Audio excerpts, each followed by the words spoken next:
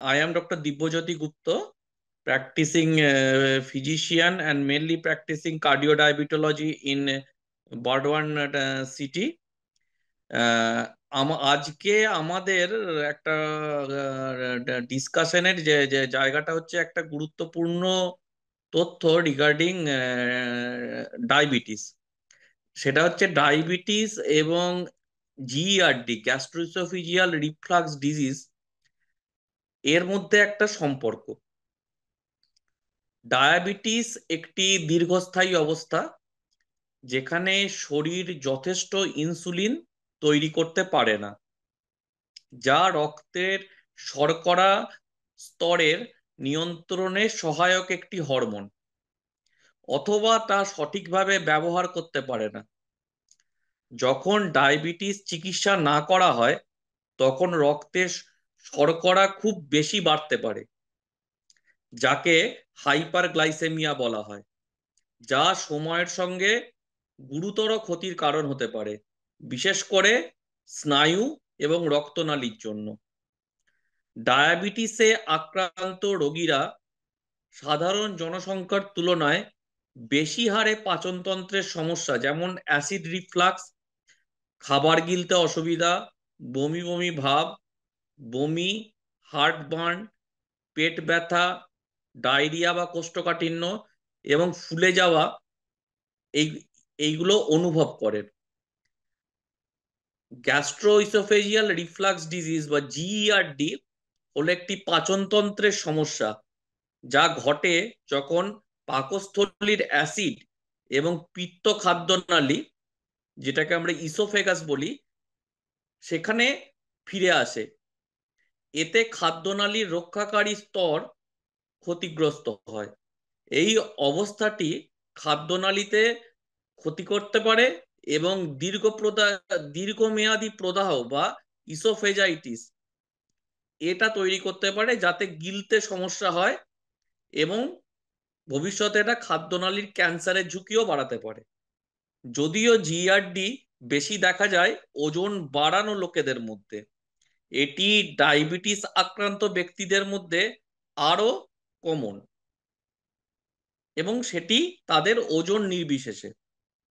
এখন আসুন আমরা ডায়াবেটিস এবং জিইআরডির মধ্যে সম্পর্কটা বুঝি। ডায়াবেটিসে আক্রান্ত ব্যক্তিদের মধ্যে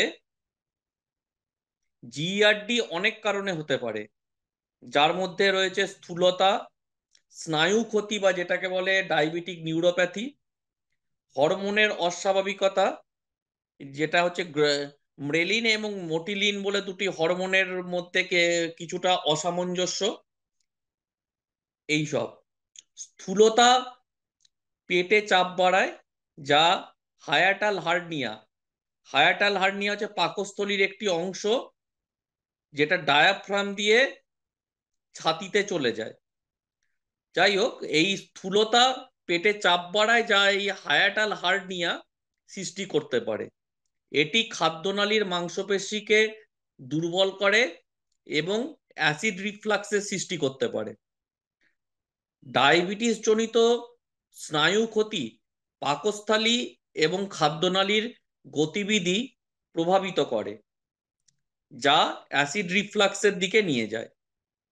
উচ্চ রক্ত শর্করা উচ্চ রক্ত শর্করা গ্যাস্ট্রোপারেসিস এটি একটি অবস্থা যেখানে পাকস্থলী তার বিষয়বস্তুগুলি খালি করতে সমস্যায় পড়ে।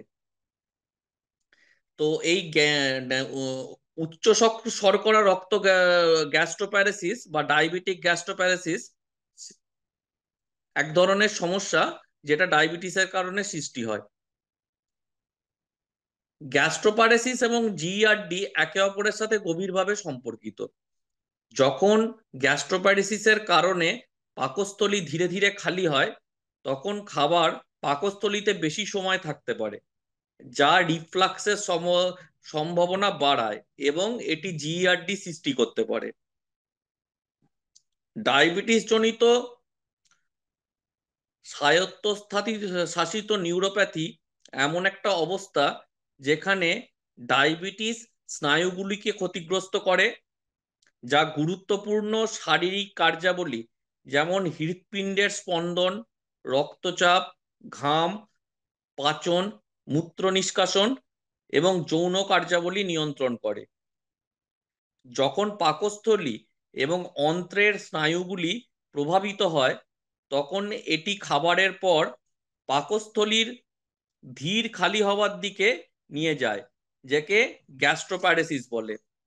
এর ফলে ফুলে যাওয়া, পেট ফাঁপা, হার্টবার্ন, বমি বমি ভাব বা বমি হতে পারে। বিশেষভাবে টাইপ 2 ডায়াবেটিস রোগীদের মধ্যে উচ্চ রক্ত শর্করা বা হাইপারগ্লাইসেমিয়া পাচনতন্ত্রে অনেক পরিবর্তন ঘটাতে পারে। এর মধ্যে রয়েছে পাকস্থলীর অ্যাসিড উৎপাদন বৃদ্ধি, বাইল অ্যাসিডের স্তর বৃদ্ধি এবং বাইকার্বনেট স্তরের হ্রাস। তদুপরি টাইপ 2 ডায়াবেটিসে আক্রান্ত ব্যক্তিরা পাকস্থলী এবং খাদ্যনালী ধীরে ধীরে খালি হওয়া, খাদ্যনালীর নিচের পেশিটির বেশি শিথিলতা এবং উচ্চ রক্ত শর্করা থাকলে খাদ্যনালীতে নিচের মাংসপেশির চাপ কম হওয়া অনুভূতি অনুভব করতে পারে। হায়াটাল হার্নিয়া এর উচ্চ রক্তস্তরের যেমন পরিস্থিতি, জিআরডি এর বিকাশে টাইপ 2 ডায়াবেটিসের ভূমিকা থাকতে পারে।